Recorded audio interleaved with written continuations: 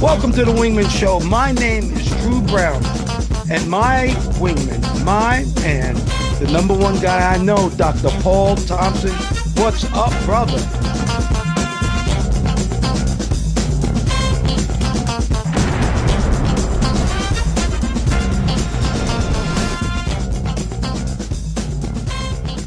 Welcome to the Wingman Show, where we're floating like butterflies and stinging like bees. Rumble, you two badass jet pilots, rumble.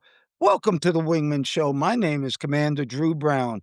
My wingman, my friend, the guy who always watches my six, is my main man, Dr. Paul Thompson. How are you, Dr. Paul? Well, Commander Drew, I'm doing very well. It's good to see you today. You look like you're dressed up like not a commander, you look like a popsicle. Yeah, I know. I'm all colorful and I like that. And if you're watching on YouTube or you get to watch us on Instagram or TikTok, you'll see this super bad shirt I got. All right. Well, Dr. Paul, let's start off with a quote of the day. And I really like this one. Between what is said and not meant, and what is meant and not said, most of love is lost. That's by Khalil Gibran.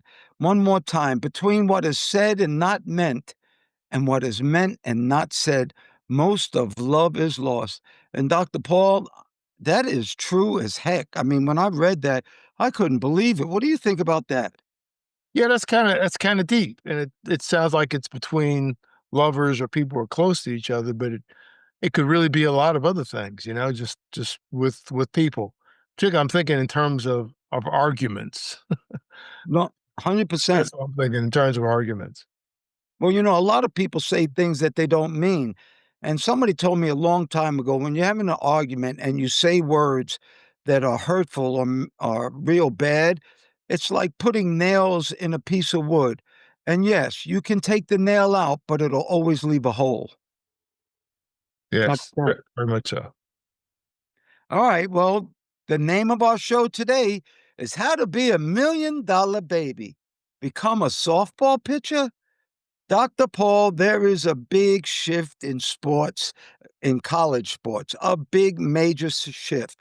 What if I told you that Najee Kennedy is a young lady who goes to the university, Texas Tech University?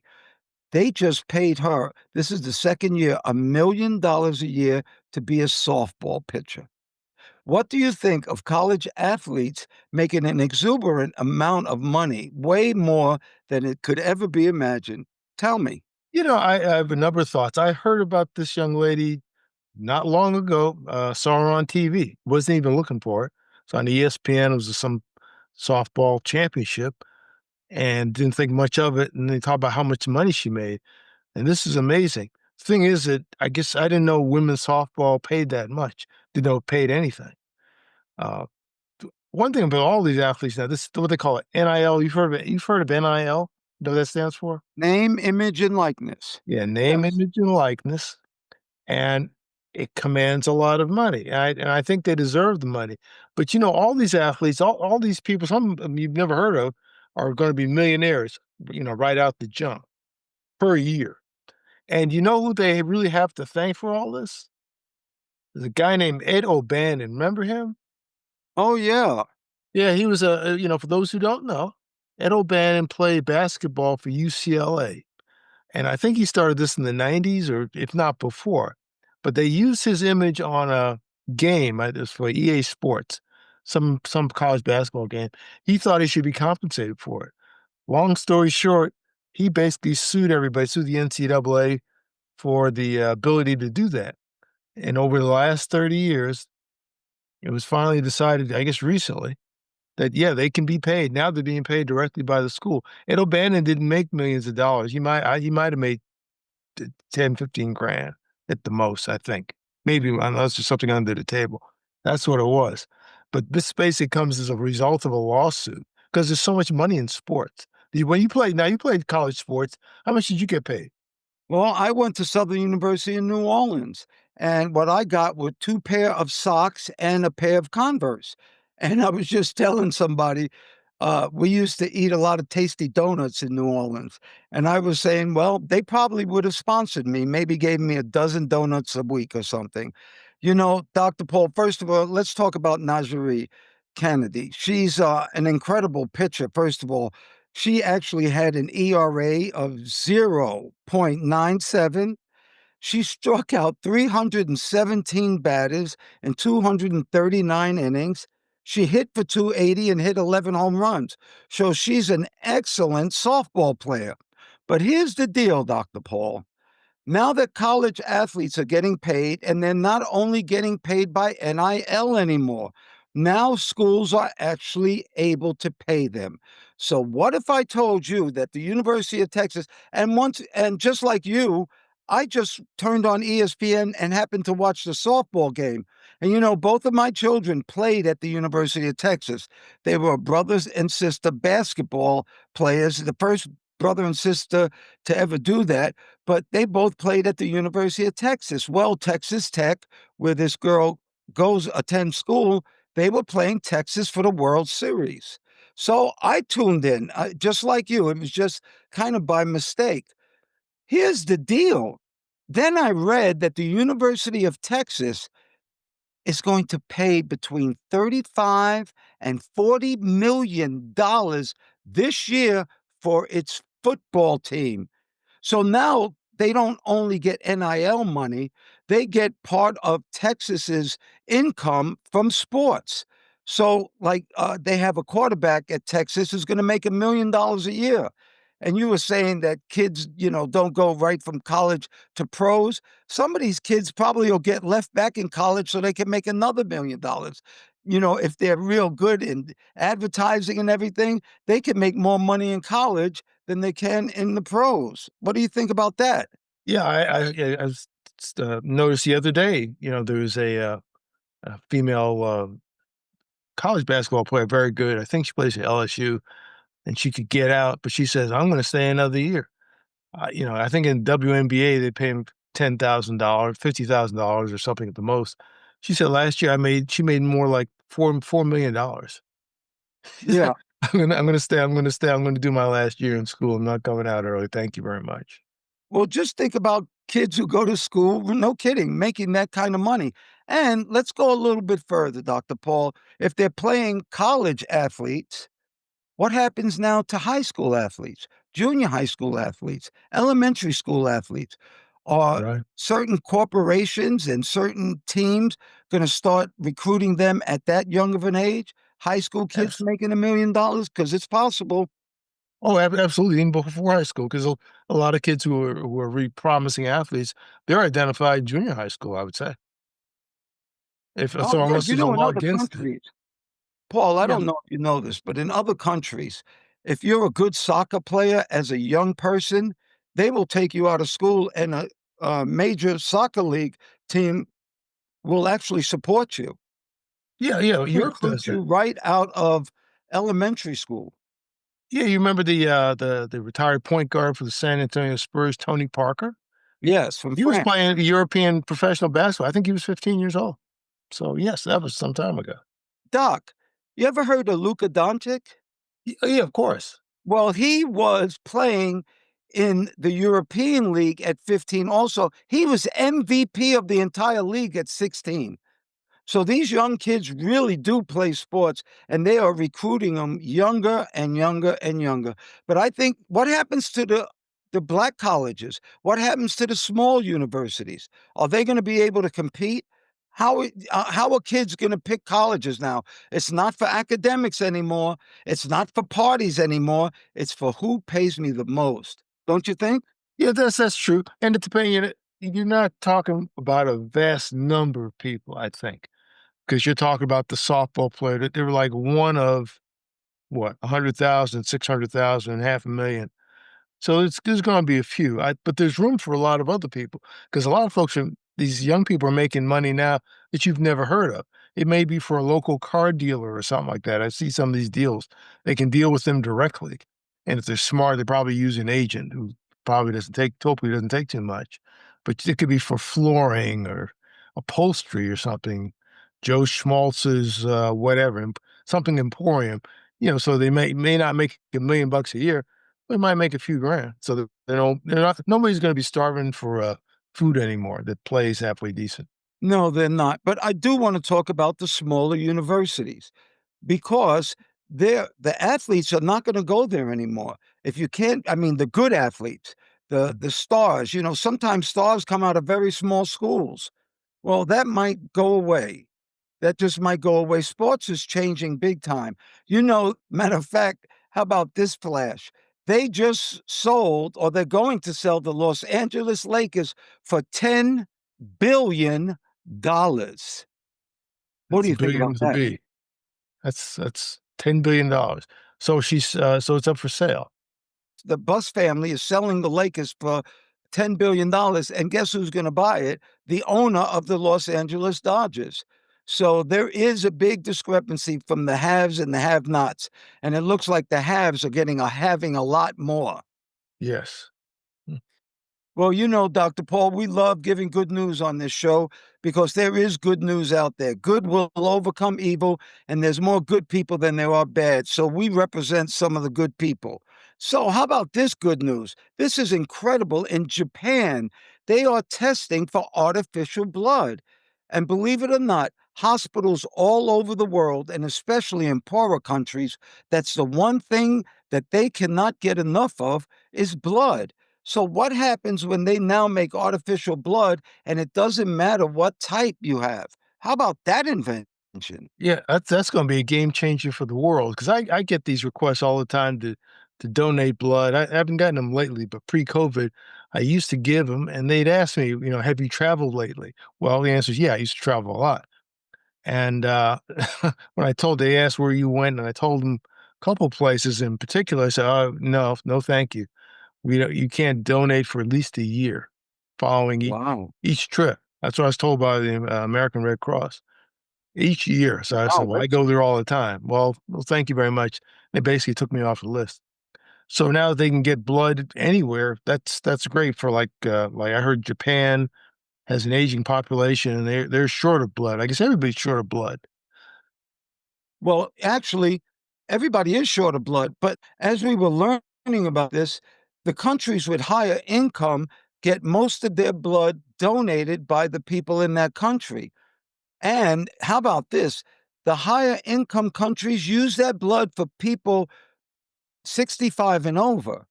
Now, the poor countries, they need blood too, and most of that is not donated by the people in that country. They import it. But how about this? Most of their blood goes to children over the age of 5. Wow. Well, this will be a game changer in the world because everybody needs blood.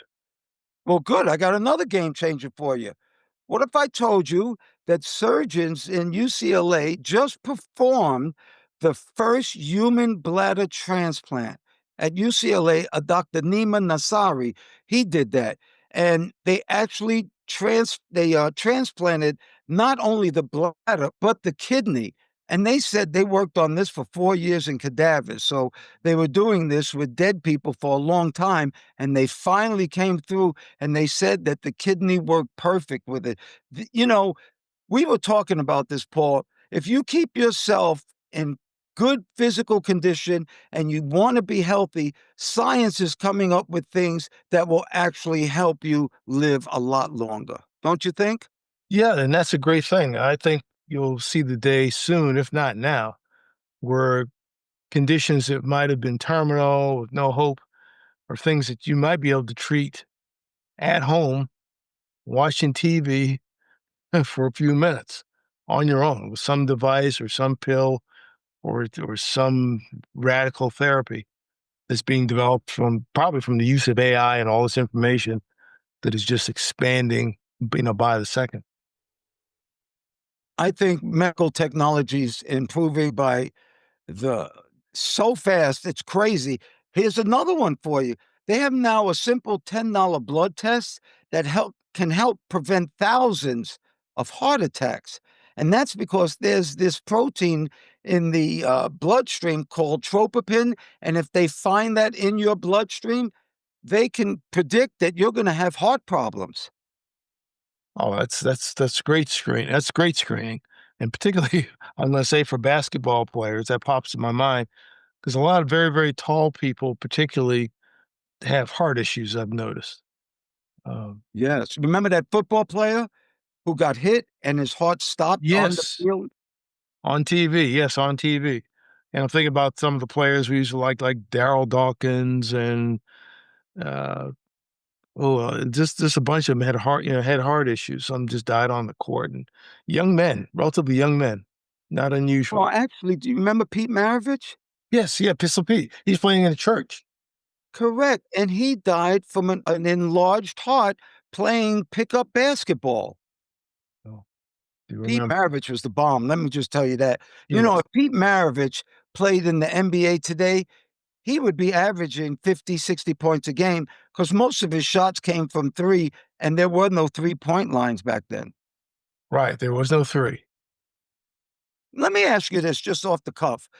The NBA now has the 3-point line, and if you watch NBA games, everybody shoots from three. They will give up a layup in order to pass it out for people to shoot a three. These guys are getting very good at that. They're talking about expanding that 3-point line. What do you think about that? Somebody told me, well, they'll just shoot from there. It could be. I wonder about that. If I used to go to the Ice Cube's Big Three basketball league, which is a 3-on-3 competition. Very, very entertaining with guys who used to be pros. Very entertaining. They actually have a 4-point shot. I don't think that's a bad idea. It changes the game a bit. And they played like to a certain soon as someone gets 62, that game is over, they start a new game. But the 4-point shot, that Wow. might be interesting. That sure would be. Well, everybody out there, look at them super badass jets we got behind us. Now, behind Dr. Paul, he has his famous A7 Corsair, beautiful picture. And Dr. Paul used to fly these off carriers in the middle of the ocean, protecting this country. I myself flew the A6 Intruder, and that's behind me. Except if you notice, I'll just show you a little something about AI. That's an AI generated picture. And the reason you can tell that is that the A6 is full of bombs. If you have bombs on your airplane, you cannot come back and land on that aircraft carrier. Matter of fact, that actually happened to me. And we were doing live ordnance, and something happened to my jet. They made me drop those bombs first in the ocean before I ever could come close to that aircraft carrier. What do you think about that one?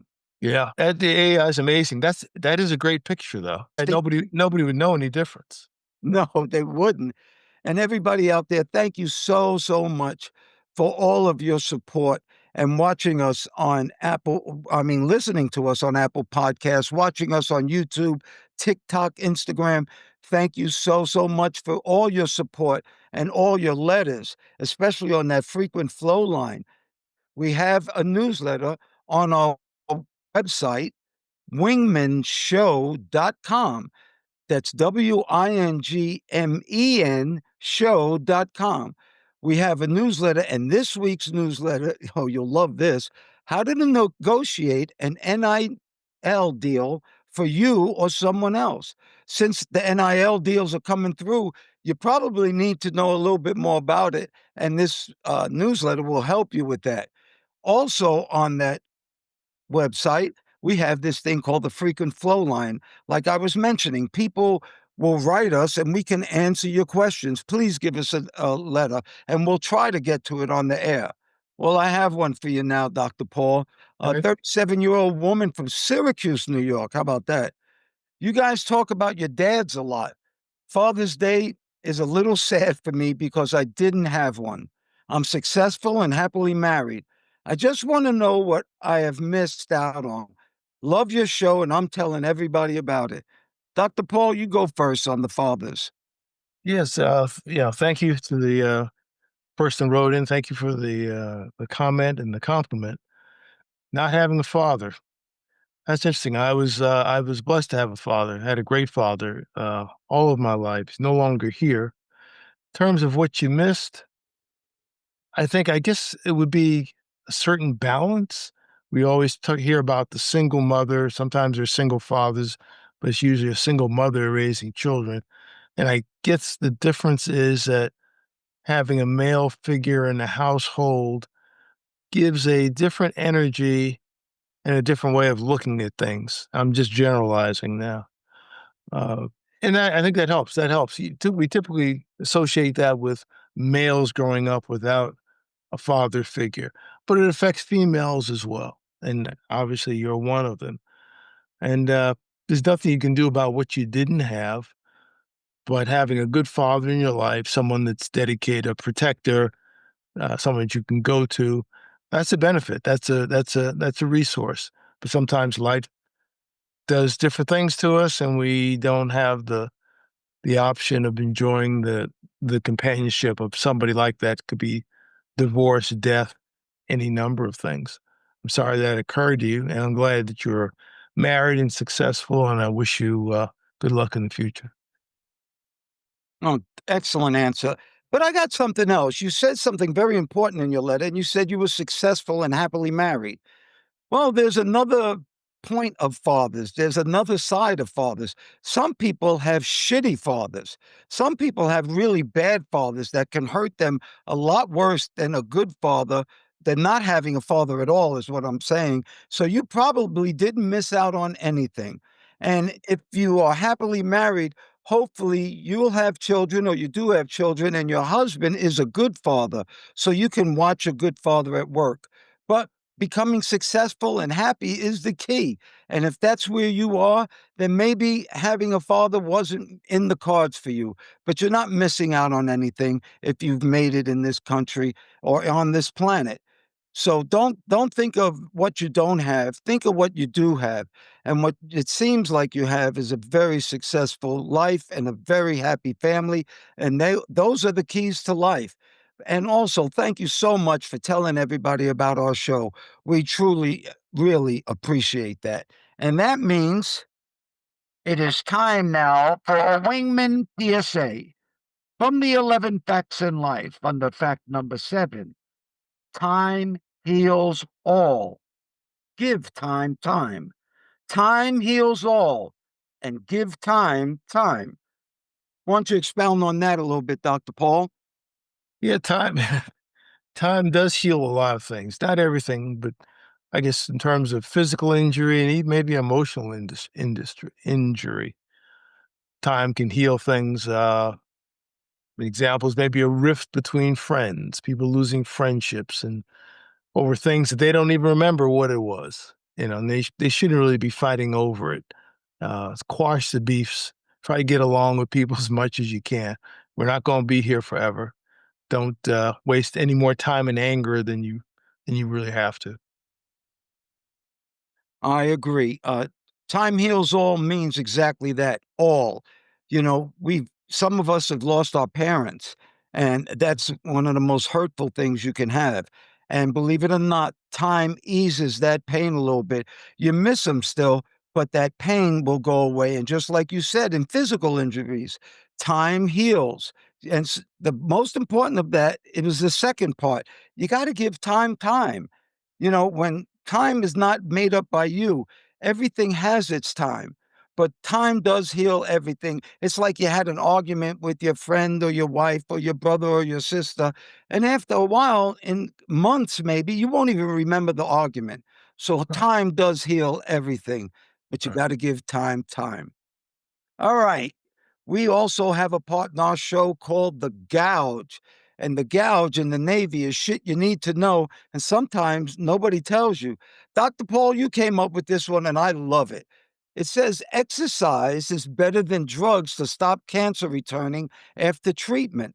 There's evidence that a structured exercise regime reduces the risk of dying by a third, and it can stop tumors from coming back or a new cancer developing. You and I talk about exercise and eating good all the time. And my son, the doctor, actually just told me today, he's visiting me, God bless him. He was like, there's a way to do exercise. It's not just lifting and lifting. You have to eat correctly. Back in the day, remember how we used to do sit ups? You had to come all the way up. Well, exercise has changed. Now you just come up a little bit in your sit ups. So the idea of exercise, exercise, exercise is not only just kind of old fashioned. You have to exercise and actually feed your body the correct amount of protein and the correct amount of nutrients in order to benefit from that exercise. But better than drugs, one of the doctors even said, well, yes, it's better than drugs because there are no side effects from exercise other than looking good at the beach, I guess. And the reality is that, just as you said, there's no exercise program that's going to outdo a bad diet. So you got to eat right. That's very true. All right. Well, the name of our show is called The Wingman Show. And that's because we always focus on people who help other people. Dr. Paul has a great wingman for us today. Dr. Paul, why don't you tell us about our wingman this week? Yeah, our wingman, I guess I could sum it up by saying one good turn deserves another. Takes us to a place called Reading, England, which is a city just to the west of London. And the wingman is named Mr. Glenn Edwards. Glenn Edwards was a crane operator, or is a crane operator. And one day while working on a high rise or big building, a massive fire broke out. And before he abandoned his post, he knew that there was a worker up there somewhere working that was up there and had to get down, had no way to get there. So he knew he was there. He couldn't see him, but he was able to move his bucket, the bucket on his crane, in the area where he thought this man was. And he left it there.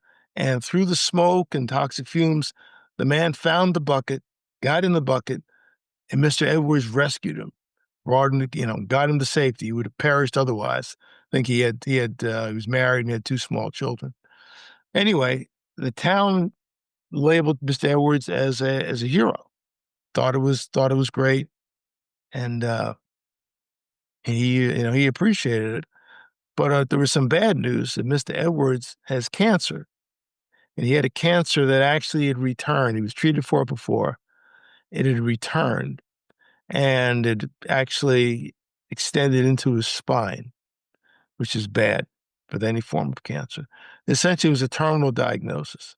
And the belief was that even when he did the rescue, he had the cancer then. So there was a company or a consortium called Bucket List Wishes. Bucket List Wishes. And they asked him what he wanted, as a gift. And he said, all I'd like is some flooring for my home Hmm. and a garden shed. So, they did that. They replaced his flooring garden shed, but they also threw in a little bit more. They gave him some new appliances, an allowance for bedding, and also, I guess, a once in a lifetime fishing trip to some seaside village in England that was famous. And they wanted to do something extra for him because they heard of his story, heard of his diagnosis, and wanted to do a little bit more than just give him flooring. So we hope Mr. Edwards is doing well, but he is our wingman of the week. He did a good turn for someone else, and someone else is doing a good turn for him. That's a beautiful story. And, he was very humble in his wants. A lot of people want to go on lavish vacations or want something very expensive. Well, his humility came through. And like you said before, they gave him a trip anyway, somewhere he really wanted to go fishing. Right. All right, everybody, anybody out there who can hear my voice, whatever you think is important, whatever you think is beautiful, and most importantly, whatever makes you happy, may you have that today and forever. I pray for peace. I pray for peace too, Commander Drew, and we appreciate all those who listen, like, and share our message. We hope you've gotten some good information. If you'd be so kind, we'd appreciate a good review, a like, a thumbs up, and get people to subscribe. Share this message with someone else that needs to hear something positive in the world.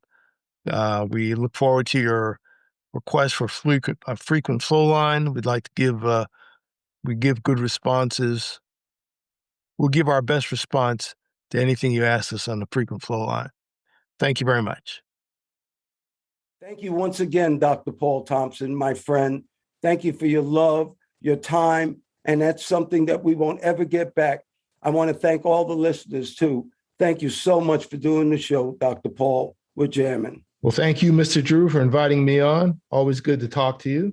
And ladies and gentlemen, Please remember to like, share, and subscribe to this podcast or any of the podcasts. If you're looking at YouTube, they say smash the like button. Don't smash it, just press it gently and refer to use as a link to all your friends. You can also look at us on our website, wingmenshow.com, WINGMEN show, SHOW.com, altogether, wingmenshow.com. And we hope to see you in the future. Thanks again, Mr. Drew. Oh, you're welcome. And we're still floating like butterflies and stinging like bees. Rumble, you badass jet pilots, rumble. May there be peace on earth, and goodwill towards all men and women.